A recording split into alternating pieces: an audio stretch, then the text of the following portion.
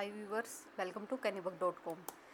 पिछली वीडियो में हमने पढ़ा था अधिगम यानी लर्निंग क्या होती है, फीचर्स ऑफ लर्निंग, लर्निंग और मैच्योरिटी यानी अधिगम और परिपक्वता में क्या डिफरेंस है। आज हम पढ़ेंगे learning curve and plateau of learning यानी अधिगम वक्र और सीखने के पठार क्या होते हैं। ठीक है, थोड़ा सा डिफ़िकल्ट टॉपिक है तो थोड़ा ध्यान देना। ठीक है, लर्निंग कर्व यानी अधिगम वक्र क्या होता है। Learning curve is a graphic representation, इसे हम ग्राफ की फॉर्म में रिप्रेजेंट करते हैं। Drawn to represent the progress of learning of an individual और a group in a given period. हम किस चीज़ का ग्राफ ड्रॉ करते हैं इसमें, हम किसी गिवन पीरियड में किसी विशेष समय में किसी बच्चे ने जितनी पढ़ाई में प्रोग्रेस की है या कोई भी स्किल सीखने में जितनी उसने प्रोग्रेस की है ना, हम उसकी प्रोग्रेस को ड्रॉ करते हैं। देखो ऐसे, ये कोई भी ग्राफ है, ठीक है, ये है एक्स एक्सिस, ये है वाई एक्सिस। एक्स एक्सिस पे हम उसकी प्रैक्टिस लिखते हैं यानी नंबर ऑफ ट्रायल्स, उसने कितना प्रयास किया, ये हम एक्स एक्सिस पे डिनोट करते हैं। और वाई एक्सिस पे हम क्या लिखते हैं कि उसने कितनी महारत हासिल की, जो भी चीज़ वो सीखना चाहता है वो उसे कितनी आ गई। जैसे मान लो उसने प्रैक्टिस की 1 घंटा, तो उसे स्किल भी 1 घंटे तक, मतलब उसे स्किल जो सबसे लोअर लेवल है स्किल का वहाँ तक आई है। तो हम ऐसे ग्राफ को ड्रॉ करते जाते हैं। शिक्षण वक्र एक ऐसा वक्र होता है जिसके माध्यम से विभिन्न प्रयासों में शिक्षा या अधिगम में होने वाली प्रगति के दर का पता चलता है। यानी ये हमारा लर्निंग कर्व हो गया, शिक्षण वक्र हो गया। इसके माध्यम से हमें पता चलता है कि विभिन्न प्रयासों में, यानी प्रयास ये हो गए, विभिन्न प्रयासों में शिक्षा या अधिगम में होने वाली प्रगति की दर यानी कितनी प्रोग्रेस उसने की है इसका पता चलता है। उसने प्रैक्टिस कितनी की है और उससे उसकी स्किल में प्रोग्रेस कितनी हुई है इसका पता चलता है। ठीक है, यूजुअली द एब्सिसा होता है हमारा एक्स एक्सिस यानी ये वाली line of a learning curve is described in terms of number of trial. X axis पे हम लिखते हैं number of trial. The ordinate Y axis, ये वाई एक्सिस होता है, इसे हम रिप्रेजेंट करते हैं स्कोर्स या फ्रीक्वेंसी या कितनी स्किल्स उसने हासिल कर ली, उसका कितना स्कोर आया है। अगर उसने इतनी प्रैक्टिस की है तो उसका स्कोर इतना हुआ है। ठीक है, तो ऐसे हम ड्रॉ करते हैं लर्निंग कर्व को। होप इतना समझ में आया होगा आपको। ये था उसकी बेसिक डेफिनेशन, बेसिक मीनिंग था लर्निंग कर्व का। अब आते हैं टाइप ऑफ कर्व्स यानी वक्र के प्रकार। कितने टाइप होते हैं कर्व के? कर्व के मेनली टाइप होते हैं वो 4 होते हैं। ठीक है, हम इस वीडियो में चारों टाइप पढ़ेंगे। देखो, फर्स्ट टाइप है स्ट्रेट लाइन कर्व, इसे हम लीनियर एक्सिलरेशन कर्व, एक्सिलरेशन हम साइंस में पढ़ते हैं, ये स्पीड का ही सिनोनिम होता है। लीनियर स्पीड कर्व यानी जिसमें जो स्पीड है वो सेम रहती है, हम कितनी भी प्रैक्टिस कर ले लेकिन वो एक सीधी लाइन में ही रहेगी, इसे हम रेखीय त्वरण वक्र भी बोलते हैं। ठीक है, such a curve shows a constant of uniform rate of progress. आपने अगर 9th में साइंस पढ़ी थी तो उसमें हम यूनिफॉर्म एक्सेलरेशन निकालते हैं, तो उसका जो ग्राफ है वो भी ऐसे ही रिप्रेजेंट करता है। यानी इसमें हम कितनी भी प्रैक्टिस कर ले उसकी जो रेट है ना स्किल डेवलप करने की वो सेम ही रहती है, यानी इंक्रीजिंग ही रहती है उसकी जो रेट है। और ये यूनिफॉर्म रेट से होती है, यानी स्पीड है वो याद करने की सेम स्पीड से, अगर वो 2 घंटे पढ़ेगा तो भी उतना ही याद करेगा, अगर वो 4 घंटे पढ़ेगा तो भी उतना ही याद कर पाएगा। इसे हम बोलते हैं स्ट्रेट लाइन कर्व। इस टाइप का कर्व ना हमें कभी भी दिखाई नहीं देता, बहुत कम दिखाई देता है, 100 में से 1% दिखाई देता हमें इस टाइप का कर्व। अब आगे आते हैं, आगे हैं however this type of curve is seldom found. ये कर्व है ना ये बहुत कम दिखाई देता है। द प्रोग्रेस और gain in learning in straight line curve is same in each successive trial. हम कितना भी ट्रायल ले ले, कितनी भी प्रैक्टिस कर ले, लेकिन जो लर्निंग की स्पीड है ना वो यूनिफॉर्म रहती है, वो सेम रहती है। It is also known as curve of equal returns, इसे हम कर्व ऑफ इक्वल रिटर्न्स भी बोलते हैं। ठीक है, प्रत्येक प्रयास में सीखने की मात्रा है वो समान होती है, कितने भी एफर्ट लगा लो आपकी जो लर्निंग आउटकम आएगी ना वो यूनिफॉर्म आएगी।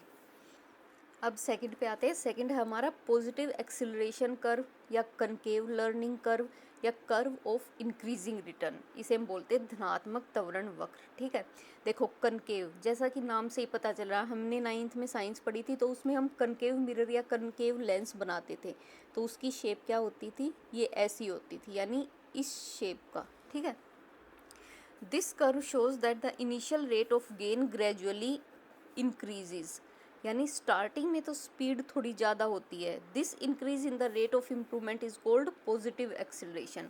प्रारंभ के प्रयासों में सीखने की गति धीमी होती है और बाद के प्रयासों में उसकी गति तीव्र हो जाती है। यानी स्टार्टिंग में जब हम कोई भी स्किल सीखते हैं तो उसकी स्पीड वो थोड़ी सी कम होती है, लेकिन जैसे जैसे हम प्रैक्टिस करते हैं ना, वो उतनी स्पीड से आगे बढ़ता जाता है। ठीक है, उतनी स्पीड से वो आगे बढ़ता जाता है जैसे जैसे हमारी प्रैक्टिस होती है। इसे बोलते हैं हम पॉजिटिव एक्सिलरेशन कर्व। ठीक है, स्टार्टिंग में थोड़ी सी कम है लेकिन बाद में बहुत ज़्यादा है। देखो एक एग्जांपल देखते हैं। अगर आप वोकेबलरी याद करना चाहते हो, ठीक है, वोकेबलरी याद करने के लिए आपको कुछ जो रूट वर्ड्स है वो याद करने होते हैं। जैसे एक रूट वर्ड है लोजी। ठीक है, लोजी का मतलब होता है स्टर्डी। अब आपने ये वर्ड याद किया तो ये वर्ड याद करने में तो थोड़ा टाइम लगा, लेकिन इस रूट वर्ड से जो बाकी के रूट वर्ड्स बनते हैं ना, जैसे एनालॉजी, एंथ्रोपोलॉजी और थियोलॉजी, ये आपको बहुत ईजिली याद हो जाएंगे, क्योंकि लॉजी का मतलब तो पढ़ाई है, तो ये किसी चीज़ की पढ़ाई होगी। एनालॉजी यानी study of comparison of two things, जब हम दो चीज़ों को कंपैरिजन करते हैं उसकी स्टडी को एनालॉजी कहते हैं। एंथ्रोपोलॉजी, लॉजी मतलब पढ़ाई, एंथर मतलब ह्यूमन बीइंग, यानी ये स्टडी ऑफ ह्यूमन बीइंग से रिलेटेड है। फिर थियोलॉजी, लॉजी तो पढ़ाई हो गया, और थियो मतलब रिलीजन, यानी स्टडी ऑफ रिलीजन। तो थोड़ा सा जब हम रूट वर्ड्स को याद करेंगे तो टाइम लगेगा, लेकिन जैसे जैसे हम प्रैक्टिस करते जाएंगे हमारी स्पीड वैसे वैसे इंक्रीज होती जाएगी। तो ये है पॉजिटिव एक्सिलरेशन कर्व। इसके बाद हम आते हैं थर्ड पे, वो है कनकेव लर्निंग कर्व या नेगेटिव एक्सिलरेशन कर्व या curve of decreasing return. Sorry, ये कनकेव नहीं है, ये कन्वेक्स है। ठीक है, कन्वेक्स लर्निंग कर्व या नेगेटिव एक्सिलरेशन कर्व या कर्व ऑफ डिक्रीजिंग रिटर्न। देखो कन्वेक्स मिरर कैसे बनता है, ये हमने पढ़ा था कनकेव मिरर। कनकेव मिरर तो ऐसे बनता है, और कन्वेक्स मिरर कैसे बनता है, ये बनता है ऐसे। ठीक है, ऐसे बनाते हैं हम। In this curve the rate of improvement or gain is fastest in the beginning but decreases gradually as practice continues। देखो अगर आप मान लो टाइपिंग सीखना चाहते हो, तो स्टार्टिंग में जब आप टाइपिंग स्टार्ट करते हो तो स्टार्टिंग में आप बहुत मोटिवेटेड होते हो, और मोटिवेशन की वजह से आपकी जो रेट ऑफ इम्प्रूवमेंट या गेन है ना, वो स्टार्टिंग में तो ज़्यादा होगी, लेकिन जैसे जैसे टाइम बीतता जाएगा ना, आपकी वो प्रैक्टिस करने की रेट है वो डिक्रीज़ होती जाएगी। ठीक है, such a rate of progress is called negative acceleration, इसे हम नेगेटिव एक्सिलरेशन बोलते हैं। Such a curve is frequently found, और ये कर्व सभी में पाया जाता है, क्योंकि सभी बच्चे हैं वो सेम साइकोलॉजी शो करते हैं। कोई भी काम स्टार्ट करते हैं तो स्टार्टिंग में तो बहुत मोटिवेटेड फील करते हैं कि नहीं हमें करना है करना, लेकिन जैसे जैसे टाइम बीतता जाता है वो उस चीज़ से ऊब जाते हैं और उनकी जो परफॉर्मेंस है वो डिक्रीज़ हो जाती है। तो इसका कर्व कैसे बनता है, इसका कर्व है ये इस टाइप का। ठीक है, यानी ये डिक्रीज़ हो, पहले इंक्रीज़ हो रहा है और फिर बाद में यहाँ पे आके ये डिक्रीज़ होता जाता है। ठीक है, यह वक्र तब बनता है जब प्रारंभ के प्रयासों में सीखने की गति तीव्र होती है। स्टार्टिंग में तो बहुत तेज होती है, परंतु बाद में यह गति धीमी हो जाती है। यहाँ पे आके ये धीमी हो जाती है क्योंकि प्रयास करता जो स्टूडेंट है अपने लक्ष्य के करीब आ जाता है। इस सीमा के बाद प्रयास जारी रहने से भी परफॉर्मेंस में वृद्धि नहीं होती। यहाँ तक वो अपनी हाईएस्ट पॉइंट पे आ चुका है, इसके बाद वो कितने भी एफर्ट लगा ले वो इससे आगे नहीं बढ़ सकता। ठीक है, यानी जितने भी ट्रायल्स करेगा वो अपनी मैक्सिमम लिमिट पे आ गया है और इसके बाद वो नहीं बढ़ सकता। अगर उसने कुछ टाइम तक ये छोड़ दिया तो डिक्रीज़ हो सकता है, लेकिन इंक्रीज़ नहीं हो सकता। ठीक है, अब आते हैं फोर्थ पे, ये है एस शेप्ड कर्व। या combination of convex and concave curve या एस आकारीय वक्र। इसमें क्या होता है, this curve represent both negative and positive acceleration. इसमें दोनों होते हैं, पॉजिटिव नेगेटिव एक्सेलरेशन भी होता है और पॉजिटिव एक्सेलरेशन भी होता है। On account of individual difference, क्योंकि सभी बच्चों में अपने अपने इंडिविजुअल डिफरेंस, व्यक्तिगत विभिन्नताएं होती हैं।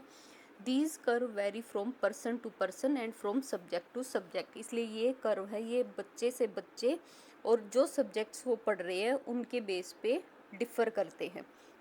The form of curve depend partially on the nature of work. ये कर्व है, इसकी शेप किस पे डिपेंड करती है, नेचर ऑफ वर्क यानी किस टाइप का काम हो रहा है, and partially on the learner's ability to perform a task, और जो छात्र है उसमें कितनी क्षमता है वो काम करने की।